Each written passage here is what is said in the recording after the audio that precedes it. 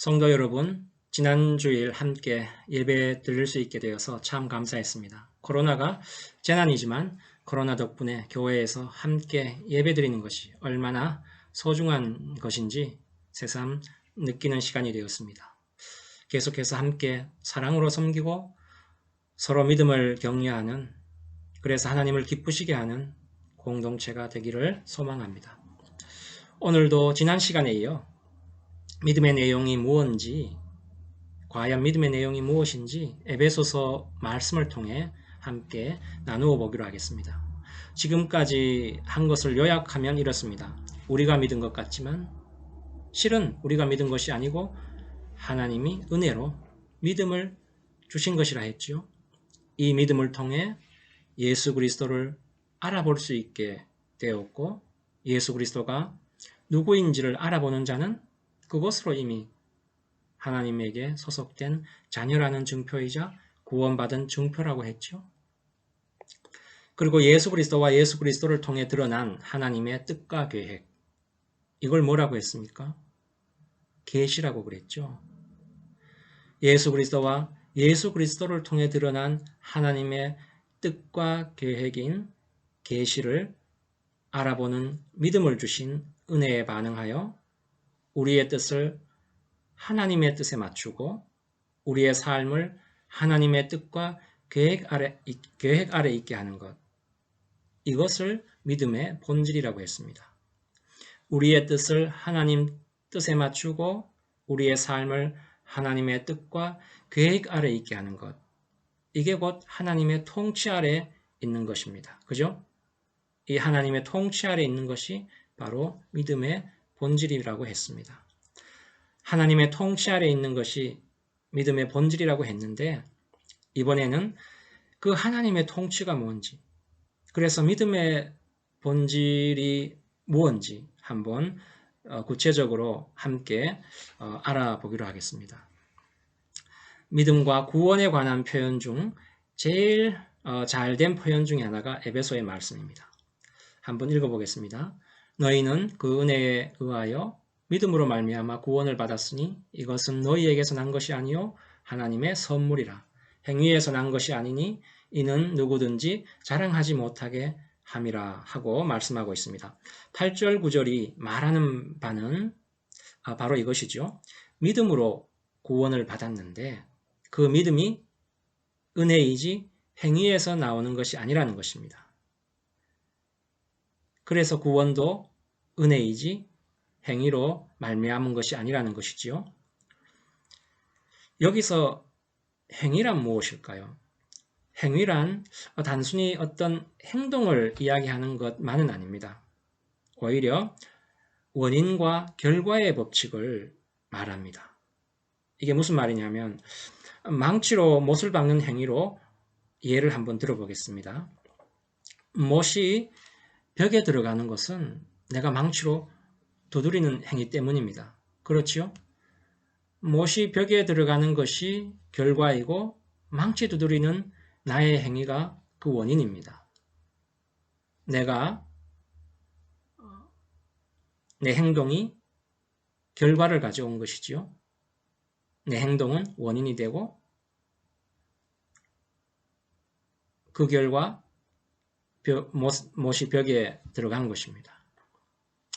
만일 믿음이 나의 행위에서 나왔다고 한다면 믿음이 생겨난 원인은 나에게 있는 것입니다. 그렇죠?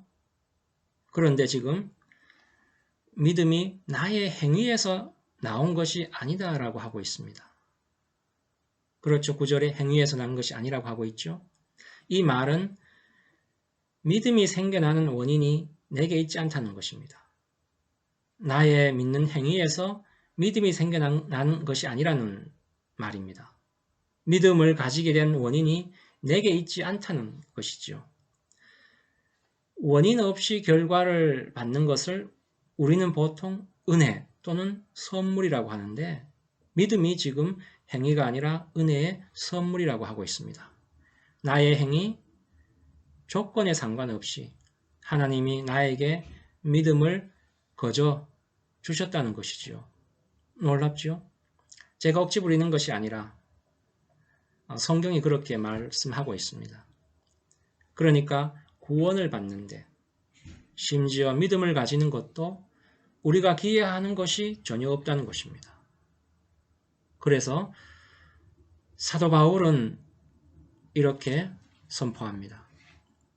일하는 자에게는 그 삭시 은혜로 여겨지지 아니하고 보수로 여겨지거니와 이를 아니할지라도 경건하지 아니한 자를 의롭다 하시는 이를 믿는 자에게는 그의 믿음을 의로 여기시나니 라고 하고 있는데 우리가 믿음이라는 말을 자주 쓰는데 믿음이라는 말 속에는 믿음의 조건이나 원인이 우리에게 없다는 뜻이 담겨 있습니다. 하나님이 거저 주시는 은혜라는 것입니다. 그래서 믿음으로 구원받았다는 말은 믿음도 구원도 우리가 아무 일 하지도 않고 거저 은혜로 받았다는 것입니다. 지난번에 믿음이란 예수 그리스도가 누군지 알아보는 눈이라고 했습니다. 이 믿음의 눈은 하나님 쪽에서 주시는 것이라고 했죠. 그래서 예수 그리스도를 알아보는 자는 이미 믿음을 소유한 자이고 이미 구원을 받은 자입니다. 그런데 이런 물음이나 의문이 떠오릅니다. 믿음이 은혜이고 거저 주는 선물이라면 결국 그래서 구원도 선물이고 은혜인데 왜 하필 구원이 믿음이라는 이름으로 오느냐 하는 것입니다. 구원이든 믿음이든 우리가 기여한 게 전혀 없기 때문에 그냥 하나님의 은혜로 구원받았다 하면 되는 것 아니겠습니까?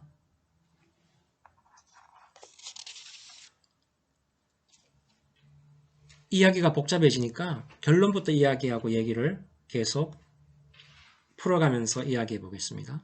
바로 이 지점에서 믿음의 본질을 알아볼 수 있습니다. 뭐냐 하면 믿음에는 하나님이 거저 주시는 것 외에 믿음에는 하나님의 하나님 되심이 들어있고 그 하나님께 우리가 인격적으로 반응하기를 원하는 하나님의 뜻이 담겨 있다는 것입니다.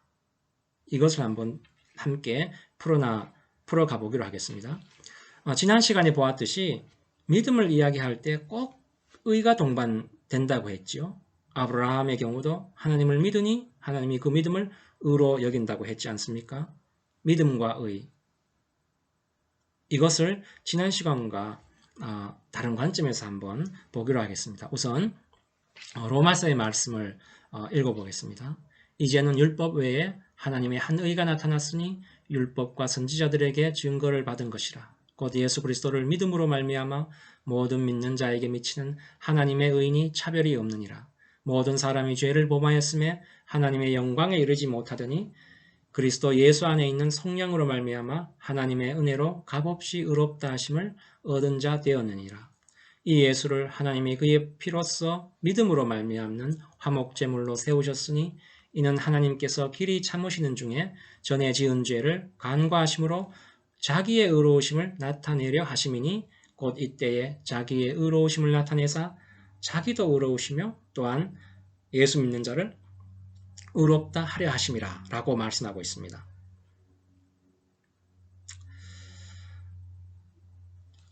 22절에서 24절을 눈여겨보면 약간 특이하다고 할지 좀 재밌는 게 있는데 그게 뭐냐 하면은 믿음으로 구원을 얻었다, 믿음으로 영생을 얻었다 하지 않고 믿음으로 의롭게 되었다고 하고 있었다는 것입니다.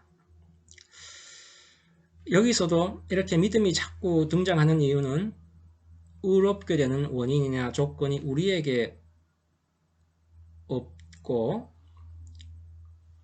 의롭게 되는 것은 은혜의 선물이지 행위가 아니라는 것을 말하는 것이지만 이게 1차적으로 말하는 것이지만 이보다 더 근본적인 이유가 있습니다. 그것은 이제 바로 다음 절을 25, 26절을 읽어보면 나오는데 25절, 26절을 한번 읽어보겠습니다.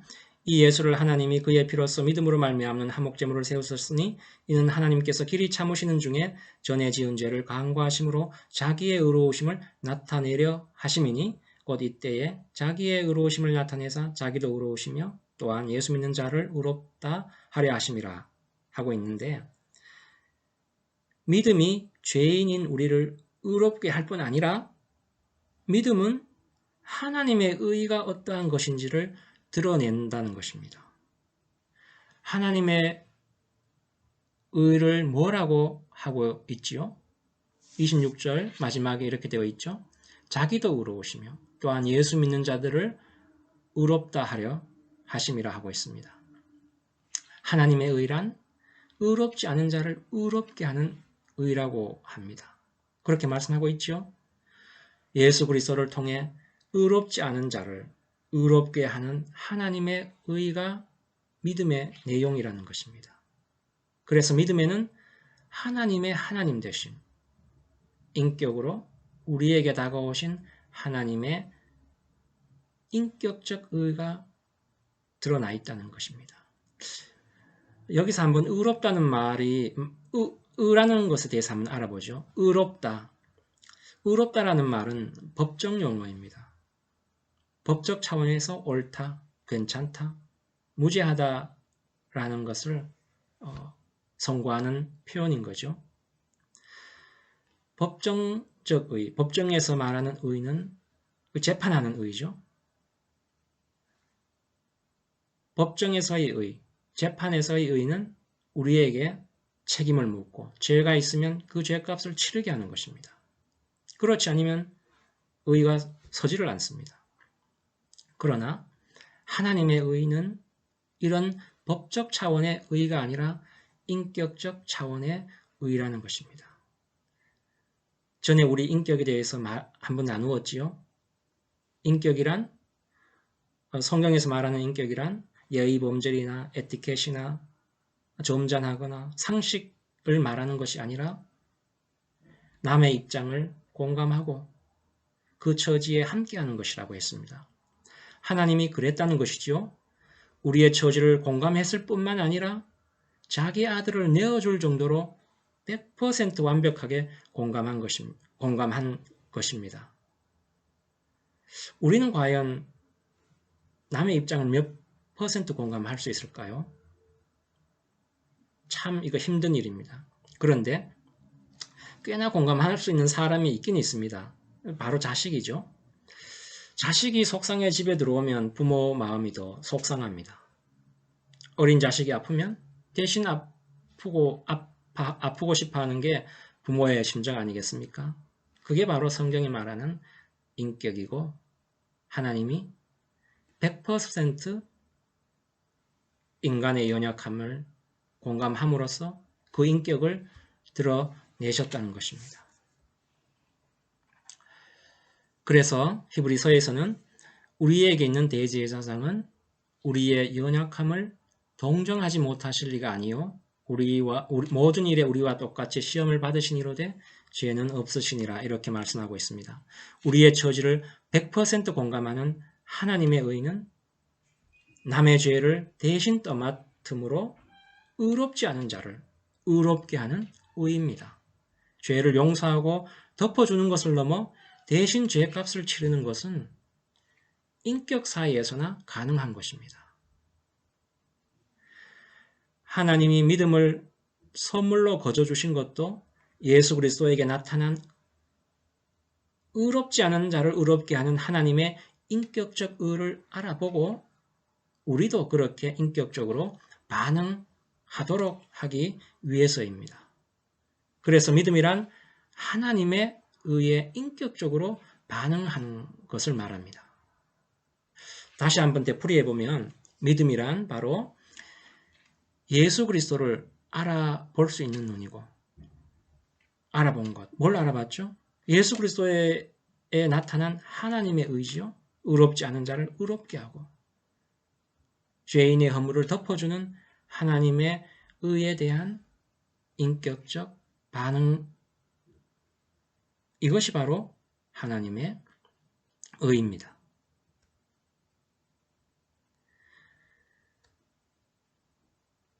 그냥 하나님의 은혜로 구원받았다 해도 되는데 굳이 그 은혜를 인하여 믿음으로 라고 첨가하고 있는 것은 바로 이런 하나님의 인격적 의에 반응하는 것이 믿음의 본질이기 때문입니다. 성도 여러분, 여러분은 예수 그리스도를 알아보는 눈을 가졌습니까? 가졌지요. 아니, 하나님께 거저 받았지요. 예수 그리스도 어떤 분인지 말을 하지 않아도 다 잘 알지요. 지극히 높으신 하나님, 그분이 죄 많은 인간의 모습으로 오셔서 우리의 죄를 대신하기 위해 십자가를 짊어진 분 아닙니까? 성부 하나님이 십자가 질 것을 아들 예수 그리스도에게 요구했고 아들 예수 그리스도는 기꺼이 아버지의 요구에 순종하여 십자가를 지신 분입니다. 하나님이 요구하시는 믿음은 이 예수 그리스도에게 믿음으로 반응하라는 것입니다. 우리가 보통 믿는다 할 때 그 믿음은 실은 하나님이 거저 주신 믿음에 반응하는 믿음을 뜻합니다. 그래서 이걸 인격적 믿음이라고 하는 것이죠. 하나님이 보여주신 믿음에 반응하는 믿음을 사도 바울은 빌립보서에서 이렇게 말합니다. 너희 안에 이 마음을 품으라. 곧 예수 그리스도의 마음이니 그는 근본 하나님의 본체시나 하나님과 동등됨을 취할 것으로 여기지 아니하시고 오히려 자기를 비워 종의 형체를 가지사 사람들과 같이 되셨고 사람의 모양으로 나타나사 자기를 낮추시고 죽기까지 복종하셨으니 곧 십자가에 죽으심이라. 이걸 본받으라고 하고 있습니다. 믿음이란 하나님이 주신 믿음의 눈인데 예수 그리스도를 알아보는 눈입니다. 예수 그리스도의 이 마음을 알아보는 눈인 것이지요. 또 알아보고 예수 그리스도를 닮아가는 반응을 하는 것이 믿음의 본질이라는 것입니다.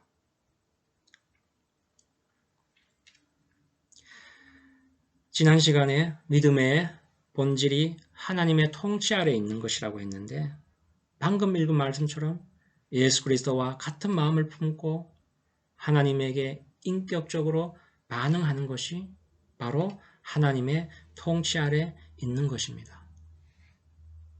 믿음을 주신 이도 하나님이시고 믿음을 완성해 가시는 분도 하나님이신 것이지요. 그래서 우리 로마서의 말씀에 우리가 첫 번째에 보았던 말씀인데 복음에는 하나님의 의가 나타나서 믿음에 이르게 하나니 기록된 바 오직 의인은 믿음으로 말미암아 살리라 함과 같으니라 라고 말씀하고 있습니다. 하나님이 주신 믿음에 인격적 믿음으로 반응하여 우리의 인격이 날로 주님 닮아가고 우리의 믿음이 날로 완성되어 가기를 소망합니다.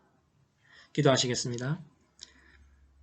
주님, 우리에게 믿음을 주셔서 주님과 주님이 하신 일을 알아보게 하시니 감사합니다.